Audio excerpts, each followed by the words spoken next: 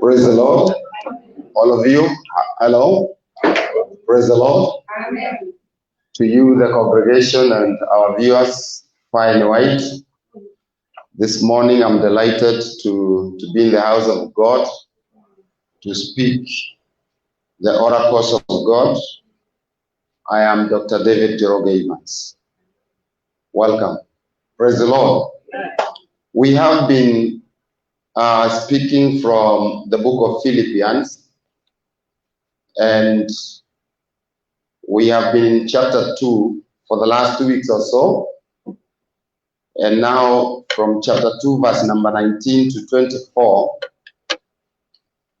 and from 25 to verse number 30, we want to see the examples of some Christian believers. Because the message in chapter 2 speaks about Christian believers, how they are supposed to conduct themselves. And now we have 2 examples that I have extracted of Christian believers. One example, Philippians 2, verse 19 to 24. Timothy is said to be, or to have been, a young man who willingly served in second place, meaning just like the person who sent him. And that is the message of today, the examples of some Christian believers. Because we need to understand about Christian believers. And this is what the Bible says. Verse number 19. I hope in the Lord Jesus to send Timothy to you soon, that also may be cheered when I receive news about you. This is Paul in prison. He was in prison in Rome, and that nothing challenges the human heart any more than the faithful example of others. And this passage, verse 19 to 24, gives us the dynamic example of a man who was totally committed to Jesus Christ. Timothy is a man totally committed to Jesus Christ. And Timothy was a young man who willingly served in the second place. Second place meaning just a privilege. And the second man not only leads those under his responsibility, but also contributes to the life and ministry of the first man. I'm talking about Timothy, a dynamic young man who not only leads those under his responsibility, but he also contributes to the life and ministry of the first man. The first man is Paul, and here we have Timothy. If you look at verse number 19, Timothy, a young man who willingly served, and he served in second place, because Paul is saying, I hope in the Lord Jesus to send you Timothy to you soon. This man is in prison, and he says that you also may be cheered when I receive news about you. Just when he is in prison, he wants to hear about the Philippians church from Timothy. And he says in verse number 20, he had a kindred brotherly spirit in caring for others. This is what the Bible says, I have no one else like him who takes a genuine interest in your welfare. Paul in prison, he is citing Timothy as a man who is willingly serving him and who, like no one else, takes a genuine interest in the welfare of the church. There are people who are not genuine. In their interests, they are not genuine. And verse number 21 says he was willing to deny himself, to be obsessed with the things of Christ. And you'll find that many have sought their own things, and many have made things of Christ second in the order of their lives. Many have made the things of Christ second. But Timothy made the things of Christ first. So if you look at Philippians chapter 2, verse 19 to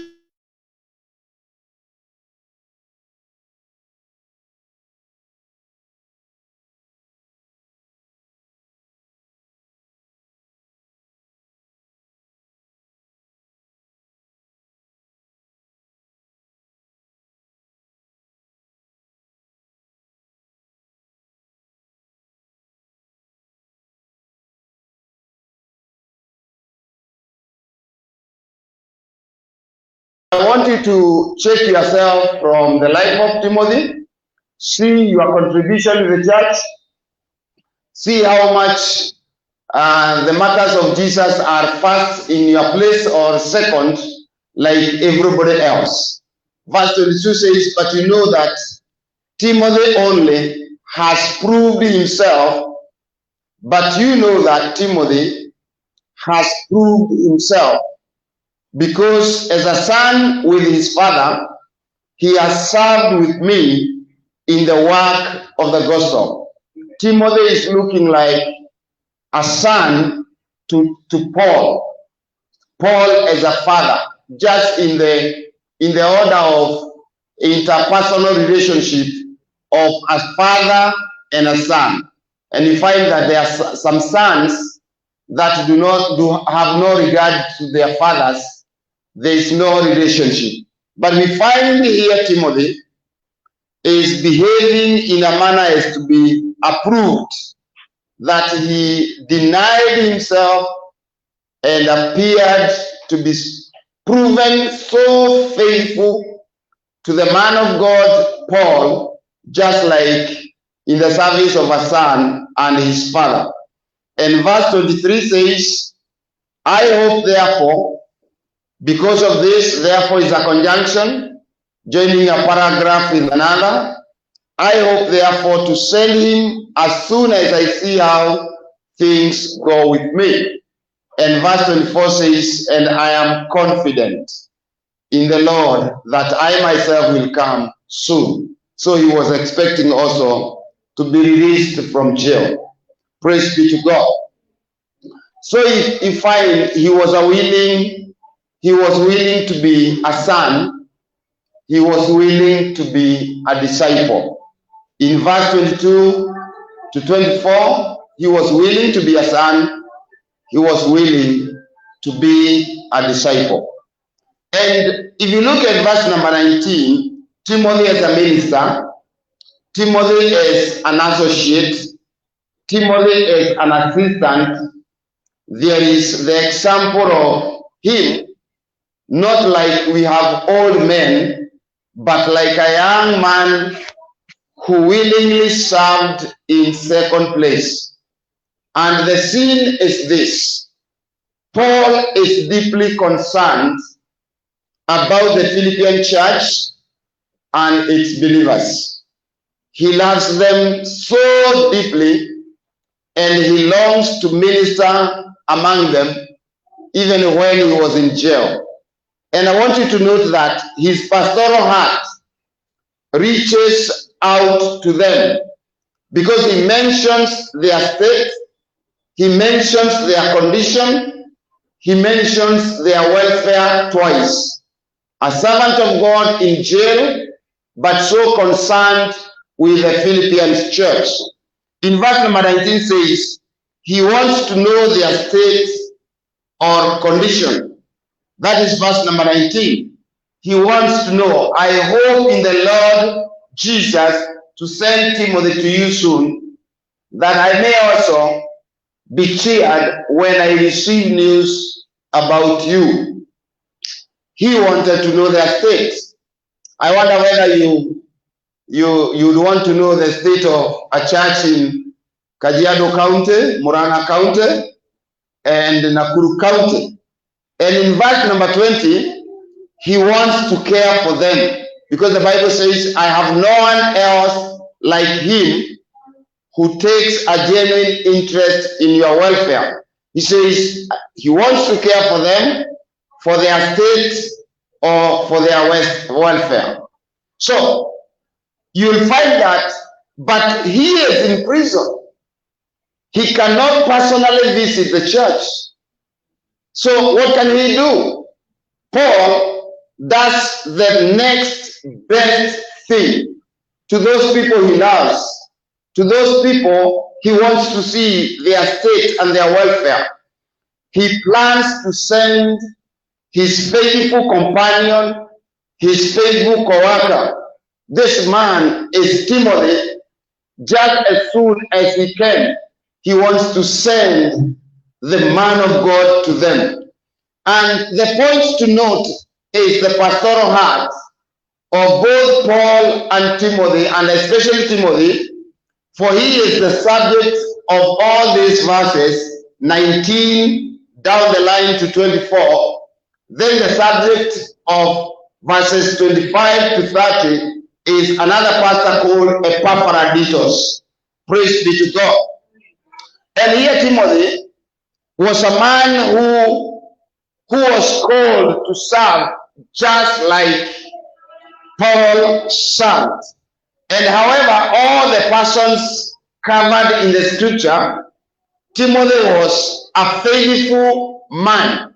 So he was a faithful and as faithful to the Lord as any other person that is mentioned in the Bible, because not all are mentioned as faithful. So the question is, could I mention you as faithful in the service in this church? He willingly and sacrificially served just like Paul. Praise be to God. So serving in the second place, like I've said, is a privilege. Serving like you are the bishop, serving like you are the pastor, serving like you are the reverend is a privilege, because the second man not only leads those under his responsibility, but he also contributes to the life and ministry of the first man. That is why we have the president and the deputy president, not to serve or to lead and those under his responsibility, but also to contribute to the life and the ministry of the government that has appointed him. So in verse number 20, we find Timothy, a caring man, caring for the church. And I want to challenge you and challenge myself. Could we be like Timothy? Timothy had a kindred brotherly spirit in caring for others. What does this mean? This means, in fact, that he was unequal. You could not equal Timothy with another. In the whole scripture, there were many excellent ministers of the gospel, but Timothy and his spirit came closest to Paul than any other. A bishop can have a man or a woman very close to him than any other. So Timothy cared for the churches and their believers just as Paul did. Praise be to God. His heart, the Bible talks about his heart naturally cared. His heart was grabbed with genuine interest. The Greek says nesios, genuine interest. His care arose from deep within. It was genuine and sincere. The same kind of care that a genuine brother would have, because we can have brothers from the same home, but they have no genuine care for each other. So Timothy's ministry, his care and concern for the believers would be deep and genuine, a true concern. So the challenge is, do we have true concerns for each other? Let's look at Jeremiah chapter 3 verse 15. See how, or see whether we have true concerns for each other. This is what the Bible says in Jeremiah. Then I will give you shepherds after my own heart, who will lead you with knowledge and understanding. Jeremiah 3 and verse number 15. God is speaking to the men of Judah, to the men of Israel, the northern kingdom with 10 tribes, and the southern kingdom with 2 tribes. He says, then I will give you, Jeremiah 3 verse 15, kindly, 3 verse 15. Then I'll give you shepherds after my own heart, who will lead you with knowledge. Shepherds must have 2 things, knowledge and understanding. That leads us to Isaiah 11 verse 2. They must be of the Holy Spirit. Because when you have the Holy Spirit, you have knowledge and understanding. And Jeremiah 23 verse 4 says, 23 verse 4, I will place shepherds over them who will tend them. Shepherds who will tend them. And they will no longer be afraid or terrified, nor will any be missing, declares the Lord. In chapter 23 verse 4, will place shepherds over them, who will tend them, tending, who will take care of them, and they will no longer be afraid or terrified, nor will any be missing. When you have shepherds who can tend you, you cannot miss. Praise be to God. When I see people missing the church, I wonder whether they were in the church last Sunday, because of how much we speak of Christocentric views and engagement, that I expect nobody would miss the next Sunday. But unfortunately, we have people who do not understand. The Bible says, my people do not understand. And in 1 Peter chapter 5 verse 2, 1 Peter 5 verse 2 says, be shepherds of God's flock that is under your care, serving as overseers, not because you must, but because you are willing, as God wants you to be willing, not greedy for money, but eager to serve. Be shepherds of God's flock. The God's flock that is under your care. God gives you people to be under your care. And we are told, watching over them, not because you must, but because you are willing to do so. Because shepherds are willing servants. Praise be to God. In verse number 21, we find Timothy. For everyone looks out for his own interests, not those of Jesus Christ. We can have a misfortune. So unfortunate a church can be over people who just looks out for their own interests. Watu ambao wanashughulikia mambo zao tu, hawashughulikii mambo ya Yesu. Mambo ya Yesu inakuja second. Let's look at this. Praise the Lord. This man was a man who denied self. He was not selfish. He was not covetous. Timothy was willing to deny himself. He was willing to be obsessed with the things of Christ. In no uncertain terms, Paul says about Timothy in verse number 21. He says, everyone looks out for his own interest, not for those of Jesus Christ. Philippians 3 verse 21. Everyone. Are you among the everyone who is never found here on between the week? Or you cannot be, let's see, Philippians chapter 2 and verse number 21.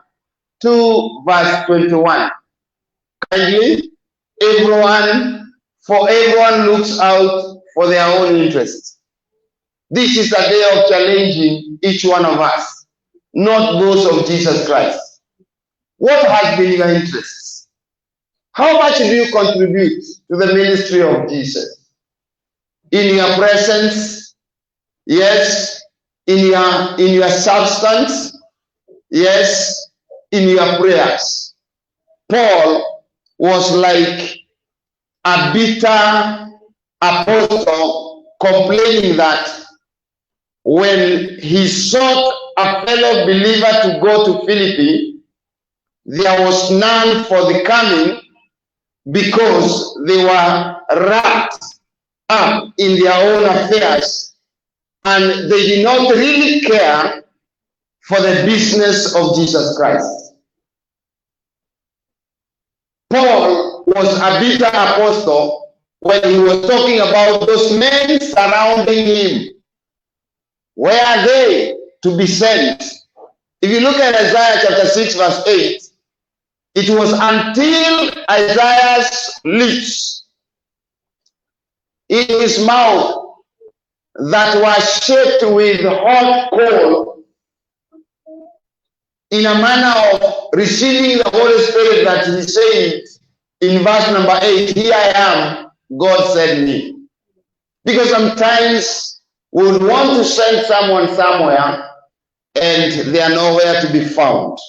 So we find what a sweeping indictment of believers and in particular ministers, that I want us to note what several commentators in the Bible had to say. Like if you go to a library, you find a commentator called Matthew Henry. Matthew Henry was posting from Psalms 111 verse 116 verse 11 where it says, all men are liars.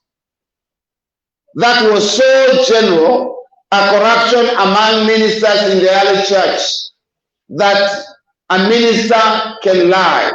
A minister cannot be dependable. May God help us. Praise be to God.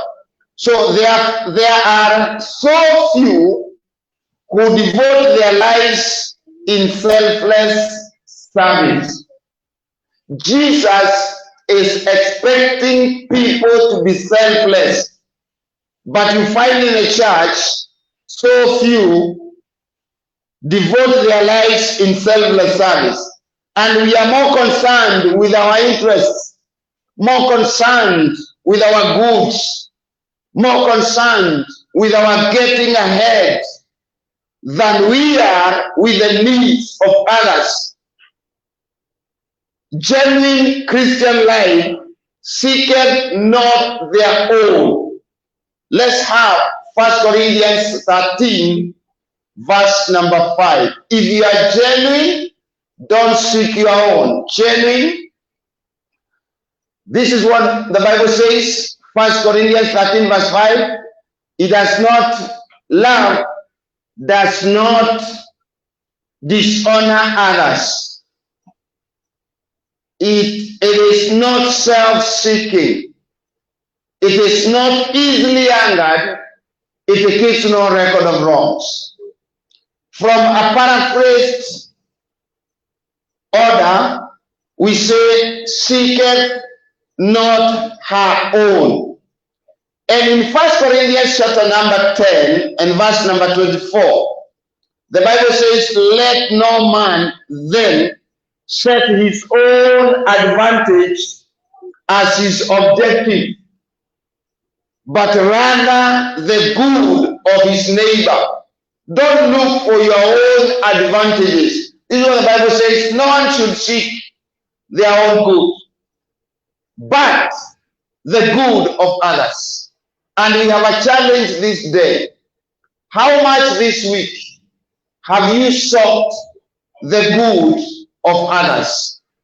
Or you have just taken your own or set your own advantage? May God help us. Praise be to God. So the point here is well made.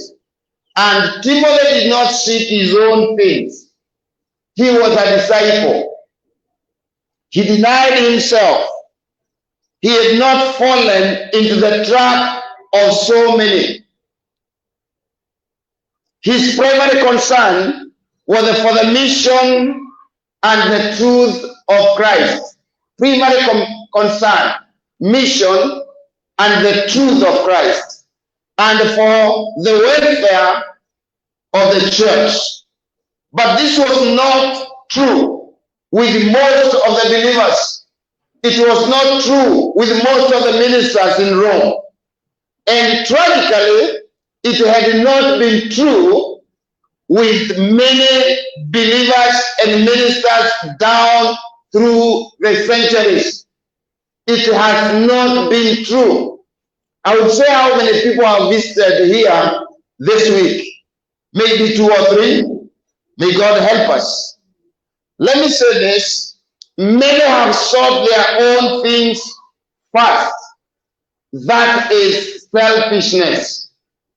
Many have made the things of Christ second in order to protect 11 items. Number 1, livelihood. When you sought your own things, what you are doing, you are protecting your livelihood. You are protecting your comfort, protecting your acceptance, protecting your security, protecting your following, protecting your support, protecting your possessions and authority, protecting your recognition, protecting your position and friendship. This is why when the eye of the senior apostle, Paul, is looking at you, he is saying selfishness other than selflessness. May God help us. Hallelujah. Do you want to be a disciple? Just like Timothy, it calls for self-denial. Jina la Bwana na litukuzwe. Kama unataka kuwa mwanafunzi wa Paulo, wa Yesu, lazima wewe ujikane, uonekane katika huduma. Jina la Bwana na litukuzwe. There are 15 references that I'll quote very quickly to mandate what I am speaking about. Matthew 19 verse 21 reads, Jesus answered, if you want to be perfect, go sell your possessions and give to the poor, and you will have treasures in heaven. Then come and follow me. You come to church because you want to be perfect.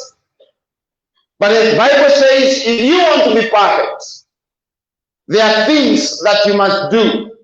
Go sell your possessions and give to the poor, and you'll have treasure in heaven. Then come and follow me. So many people who come and they want to be perfect, they don't sell their possessions.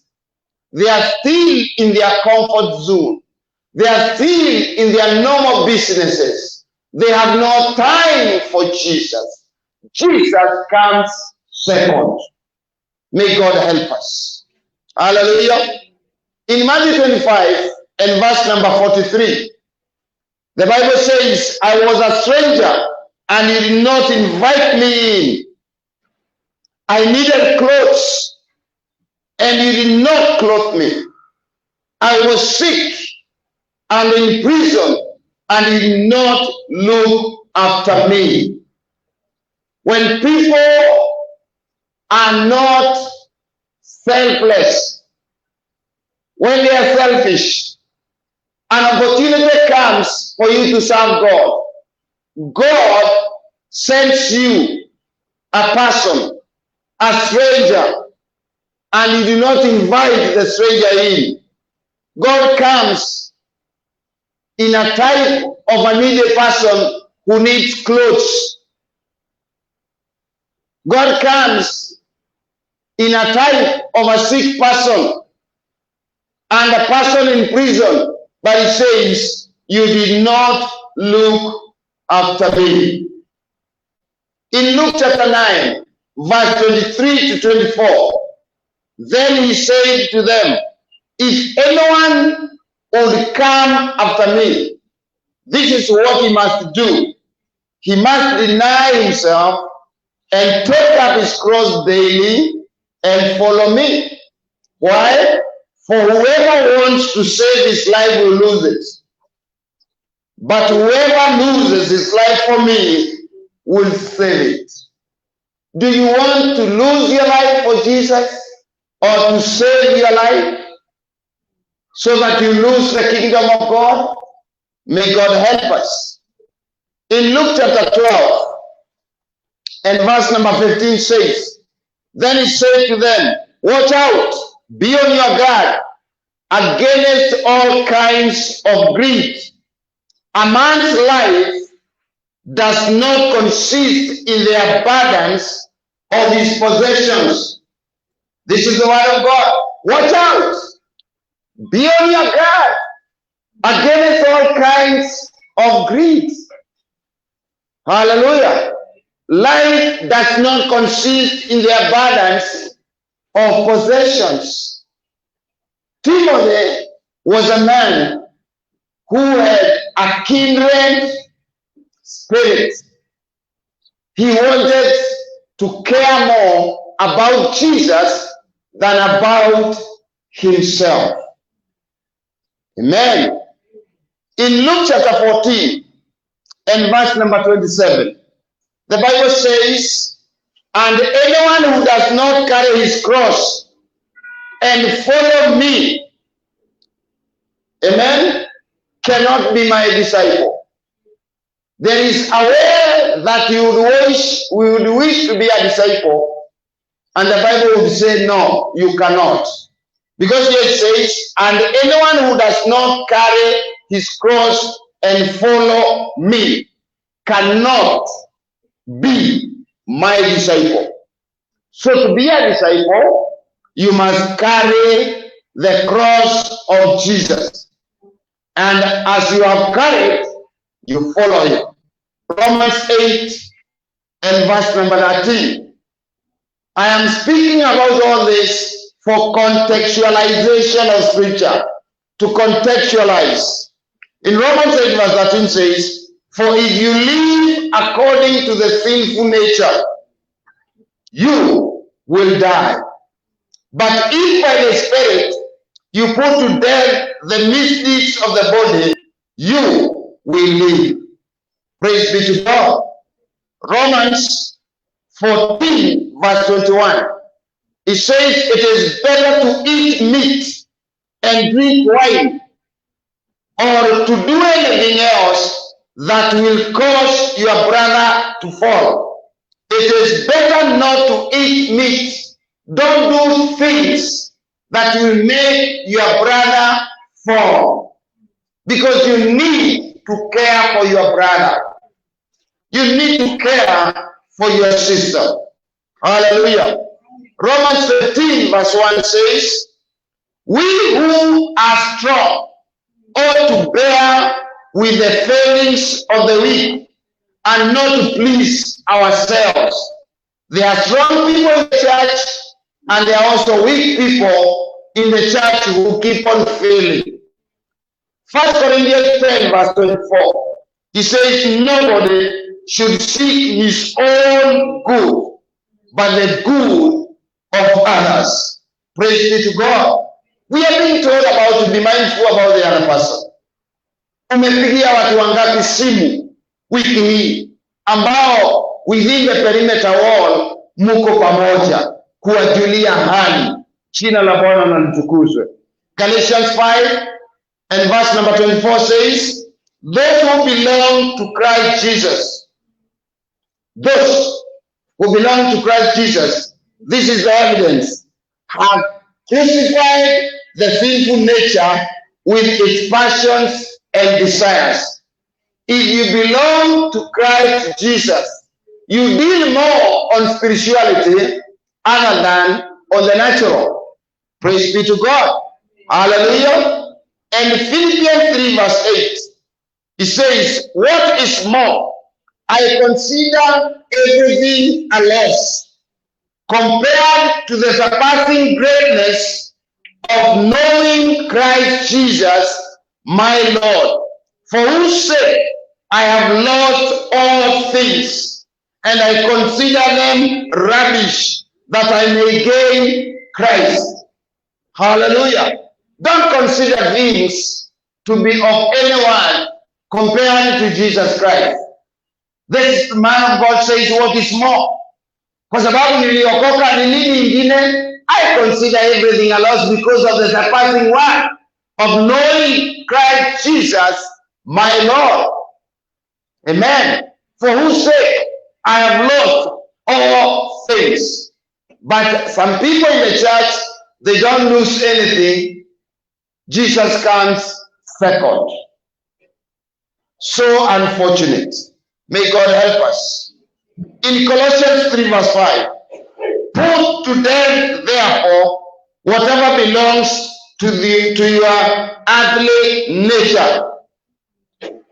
Put to death therefore whatever belongs to your earthly nature. Sexual immorality, impurity, lust, evil desires, and greed, which is equated to idolatry. Idolatry. It's just like worshiping other gods. Exodus 20 verse 17. You shall not covet your neighbor's house. You shall not covet your neighbor's wife, or his manservant, or maidservant, his donkey or ox, or anything that belongs to your neighbor.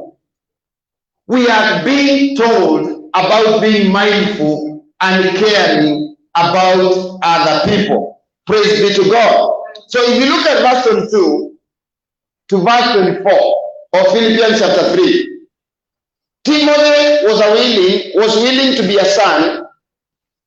He was willing to be a disciple. He was tried and proven. If we try you and prove you, what records can we put in our files? There was a close bond between Paul and Timothy. Timothy was a son to Paul. And I want you to note that Timothy looked upon Paul as a father to him.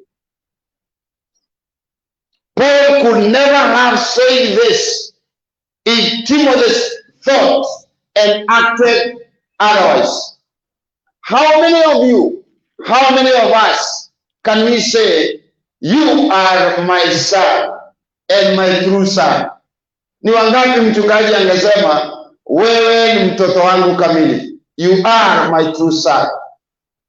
Paul enlisted Timothy as one of his disciples and missionary partners on his second missionary journey. And this is what he says. Hallelujah. He became a dynamic minister, a young man coming up and becoming a dynamic minister because he has been nurtured. He has had time to be with his senior. Praise be to God. If you look at 1 Corinthians 4 verse 17, Timothy was a close companion to Paul. This is what the Bible says. Paul called Timothy his son in the faith. How much can I call you my son in the faith? Timothy was with Paul. I want us to look at Acts 16 verse 1. It says, in Philippi, he was with Paul. Acts 17 verse 1 to 14. In Thessalonica and Berea, Timothy was with Paul. Sorry. In Acts 18 verse 1 to 5, in Corinth, Timothy was with Paul. In Acts 19 verse 21 to 22, in Ephesus, he was with Paul. In Colossians 1 verse 1 and Philippians 1 verse 1, in prison, he was in prison in Rome. Timothy was with Paul. So Timothy was involved in one way or another with 7 of the writings of Paul. Paul wrote 21 epistles, and out of 21 epistles, all epistles are 21. Paul wrote 13 of the 21. And 7 out of 13, Timothy is involved in 1st and 2nd Thessalonians, in 2nd Corinthians, in Romans. He sent greetings to the church, in Colossians and Philippians, and in 1st and 2nd Timothy. Paul is mentioning this man, a faithful son. Praise be to God. Where can you rate yourself today? Wewe unaweza pengine kusema uko wapi? In Christian Life Church, where can you say now you belong? Timothy was involved. Timothy was closely concerned and connected to Paul in ministering to the churches. Timothy was sent by Paul to minister. There are three areas that are highly mentioned in Scripture. In 1 Thessalonians 3 verse 6, in Thessalonica, he was sent by Paul to minister. In Corinth, 1 Corinthians 4 verse 17, and 1 Corinthians 16 verse 10 to 11, Timothy is being sent. He's always there. In Philippians 2 verse 19, Paul is sending Timothy. So the God here is, to this point, to see how closely bound together Paul and Timothy were and how faithful Timothy was. He was a tried and proven minister. A minister willing to serve in the place of the Lord, or in the place the Lord had put him. The position of serving just like the man who sent him. Praise be to God. This is why now in 1 Corinthians 4 verse 1, hallelujah, the Bible says, so then, kwa hivyo nyinyi watumishi from all corners of this church, so then men ought to regard us as servants of Christ, and as those entrusted with the mysteries God has revealed. Within the perimeter wall, do not down yourself. Do not belittle yourself. Men ought to regard us as servants of Christ, and as those entrusted with the sacred things of God. We are the people. Hallelujah. And we need to be so faithful. If you look at that verse and verse number 2 of the same, verse number 2 of the same, hallelujah, it says this, verse number 2, let's have a look at it. Kindly send us number 2. Now it is required. This is a requirement that those who have been given a trust must prove how? What? Faithful. Now that we are servants, and every one of us is a servant, sit in your commission. It is required that those who have been given a trust must prove faithful. So the question is, how faithful? If we are given 10 over 10, utapata marks ngapi za faithfulness? Mungu atusaidie sana. How have you been faithful to this ministry? May God help us. Hallelujah. Let's look at 1 Corinthians 15 and verse number 58. Wakorintho wa kwanza 15 hadi 15 mstari wake wa 58. 1 Corinthians 15 and verse number 58. Because people are in the church, but Jesus is second place. This is why a church cannot move fast. Because Jesus is not a priority.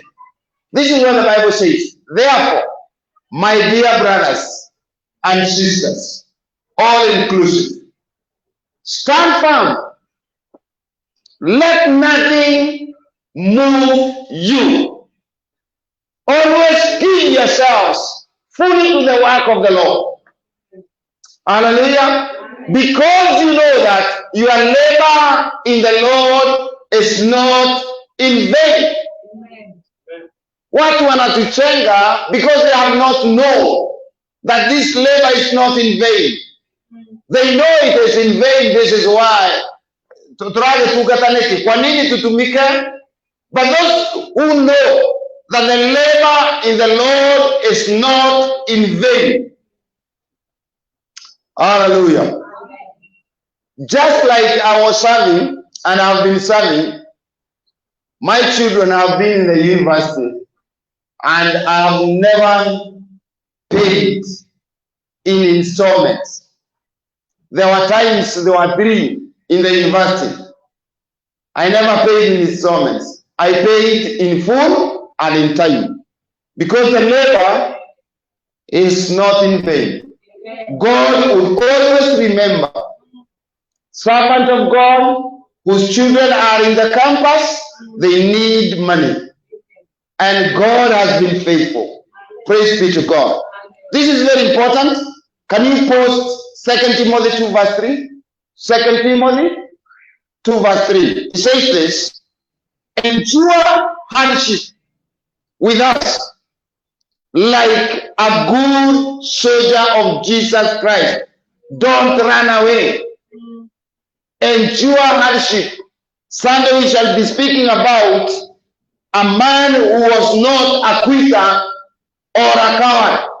Because Epaphroditus was a man who never quit, who never was a coward. He was with Paul, even in prison.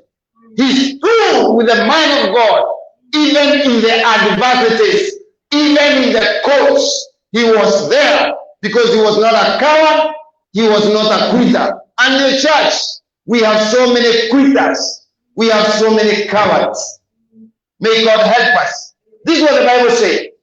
Join with me in suffering like a good soldier of Jesus Christ. Amen. Good soldiers, they also suffer.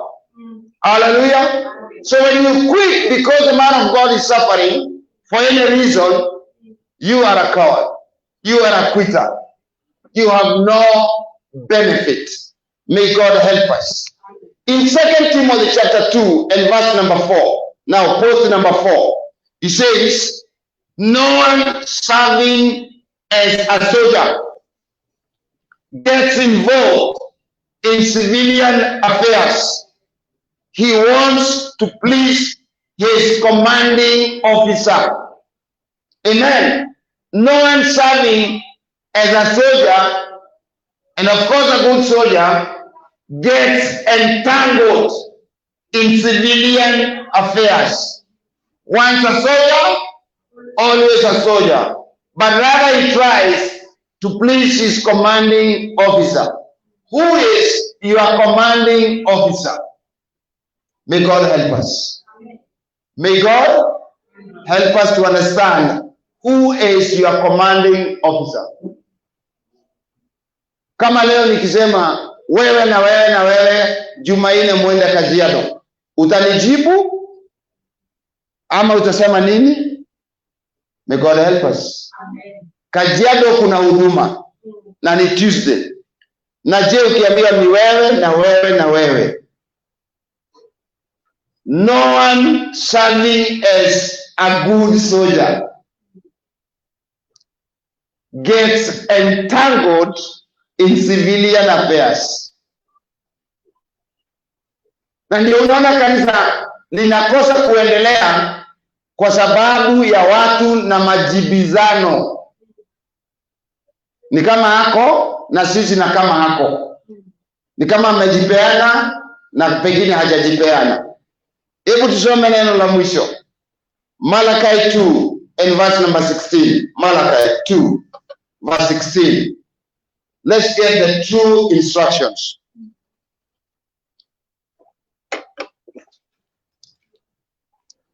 This is what the Bible says about true instructions. Malachi 2 and verse number 6 says, true instructions was in his mouth, and nothing false was found on his lips. He walked with me in peace and uprightness, and turned many from sin. This is what the Bible says. If you are called to Jesus, me and you, this is our portion. True instruction was in his mouth, and nothing false was found on his lips. He walked with me in peace and uprightness, and turned many from sin. There are people who do not get true instructions. And when you miss true instructions from your mouth, you will be found with a lot of faults in your lips, and you will not walk in peace. You will not walk in uprightness. You will turn none from sin. Hebu tuwekee kwa Kiswahili. Malachi 3:2 na mstari wake wa 6. I want us to understand the book of Philippians. Philippians was one of the strongest churches. A church that supported the man of God even when he was in prison. Mafundisho yao watumishi yalikuwa ya kweli na kamwe hawakufundisha uongo.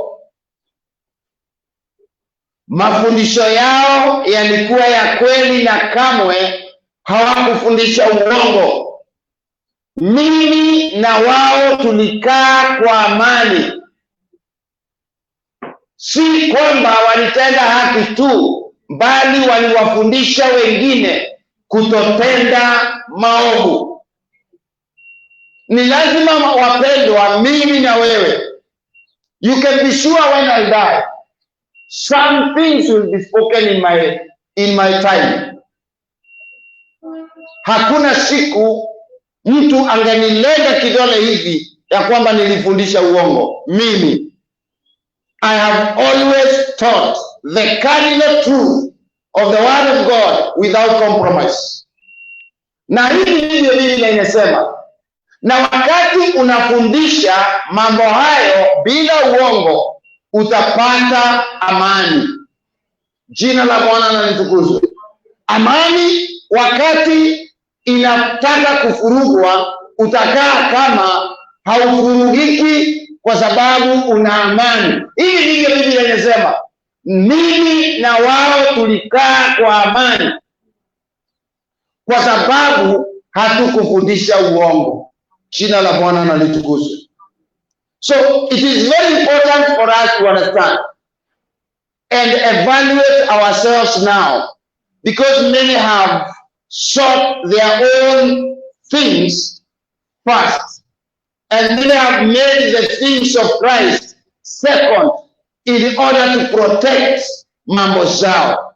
Wapendwa, let's have mambo ya Yesu kwanza. Hallelujah. Where duty calls. Kwa sababu nakumbuka nikiwa Sunday school tulimba, I am a soldier in the army, I am a soldier in the army, I am a soldier in the army, I am a soldier in the army of the Lord. Akiniita nitaitika, akiniita akiniita nitaitika, nitafanya kazi ya Bwana. Alafu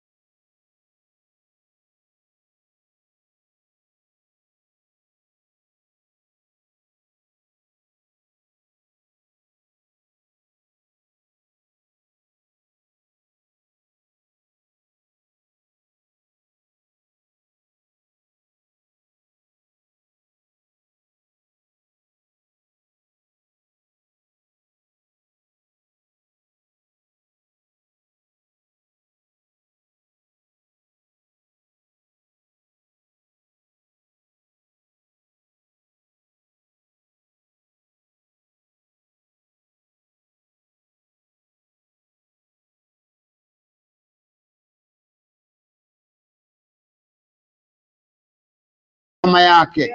Mungu, ninaomba roho wa uoga uwaondokee, ili wapate kila mmoja wetu kuchochea karama uliomkabidhi.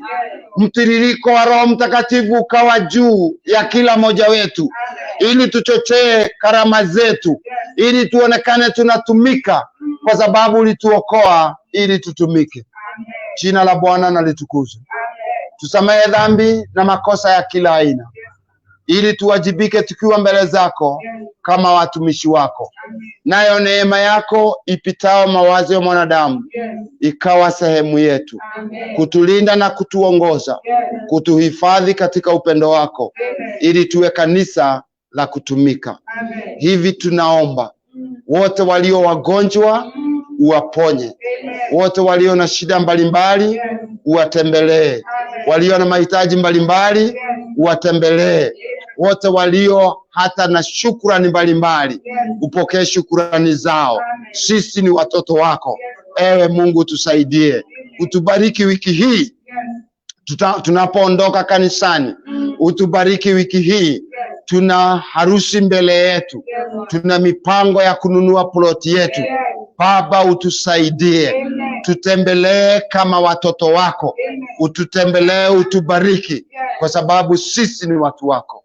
Tunakuhitaji Baba, popote tutakapokuwa, utulinde kwa sababu wewe ni Baba. Kwa jina la Yesu Kristo tunaomba na kuamini. Amen. Na sasa neema ya Bwana wetu Yesu Kristo na upendo wa Mungu Baba na ushirika wa Roho Mtakatifu uwe nasi sasa na hata milele. Amen, amen, amen. To you viewers and the congregation, God bless you so much. God bless you. God do you good. Amen, amen. God bless you. Amen.